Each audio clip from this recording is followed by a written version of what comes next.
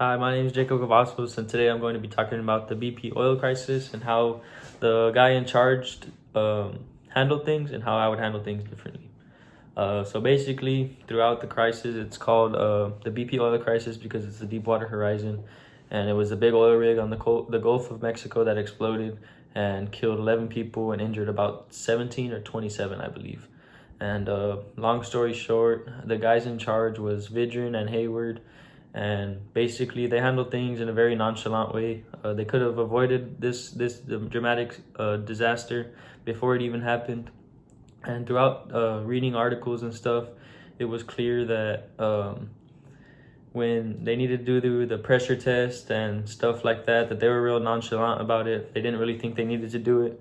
And they're very wealthy business owners. Vidrin was the manager of BP that was on board, and basically he kind of knew where he stood power wise, money wise, and the guy that ran the rig would tell him that he needed to take a test and stuff like that, and he was very passive about it, didn't really do anything about it. And then when things went wrong, he didn't know what to do because he realized that he was the person in charge for that, and he was kind of a burden more than a person that was helping. The people that were running the rig were a lot more help than him, and he was held responsible at the end because he's the main guy. And I think I would handle things differently, leadership wise. I think I would have been more present, more hands on.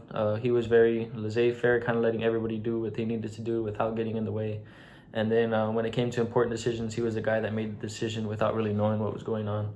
So he kind of told them, rushed them back into drilling for oil, when obviously if he had done the test correctly, it would have proven that it wasn't ready. And if I was in his shoes, like I said, I would have paid more attention to what was going on, learned more about the rig. So if I made decisions, I kind of knew what the consequences were for each thing. Once things did explode and if things gone wrong and that was out of my control, I would simply help everyone I could, help people around me, gather them together. He didn't do that from what I've read about, and he kind of was saved by the workers, put on a lifeboat, and survived from there, but didn't really help anyone, kind of was just in it for himself. Like I said, he's the guy with the money. If I had that money, it would be because I enjoy that job. It would be something I love to do. And then after everything, once it got to putting the blame on people, BP was obviously the people in charge, and they got put for blame.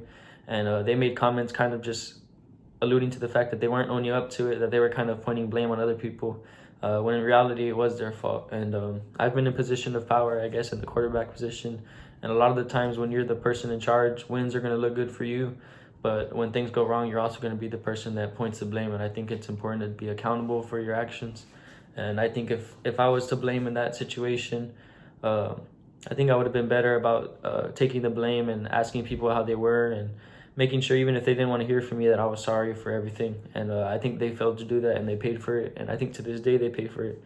So I think who you are as a person, leadership-wise, and just the way you act around others, regardless of your position, says a lot about who you are.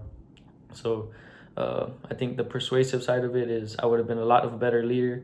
I would have been a lot more hands-on, like I said, and I would have been more respected, as I think the BP people weren't very liked, as they were kind of the people that walked in proving and like showing to everyone, boasting about how much better they were than everybody because of the position they were in, and not really paying any mind to the people under them. And that's all I have for y'all today. Thank you.